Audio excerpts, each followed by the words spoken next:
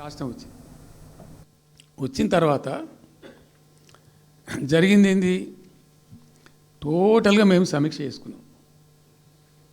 గోదావరి ఏంది, గొంగడి ఏంది, కృష్ణ అయింది, మనకు రావాల్సిన వాటా అయింది, దగా జరిగింది ఎక్కడ, ఎట్లా సరిదిద్దాలా, ఎట్లా మన ప్రయాణం ముందుకు పోవాలా, ఏం జరగాలి అని ఆలోచన చేసినాం.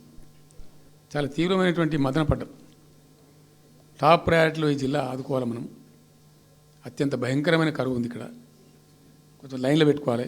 ఇప్పుడు మన సొంత రాష్ట్రం కాబట్టి మనకు ఆ ఇబ్బందులు ఉన్నాయని చెప్పి మా ప్రస్థానం ప్రారంభించాం. మొట్టమొదలు యుద్ధ ప్రాతిపదికన ఏవైతే పెండింగ్ ప్రాజెక్టులను పెట్టినరో వాటిని రన్నింగ్ చేసినాం. వాటిని అన్నిటికీ నెట్టెంపాడు కావచ్చు, భీమా కావచ్చు, కల్వకుర్తి కావచ్చు, అన్నిటిని కూడా బ్రహ్మాండంగా లైన్లోకి తెచ్చి స్టార్ట్ చేసినాం.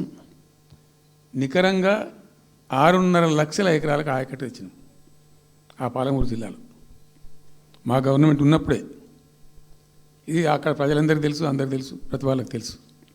సామర్థ్యాలు పెంచుకున్నాం కొన్ని. నెట్టెంపాడులో భాగంగా ఒకటి రేలంపాడు రిజర్వాయర్ ఉంటుంది. అది జస్ట్ 1.5 TMs, 1/4 to 2 TMs అది ఉండే.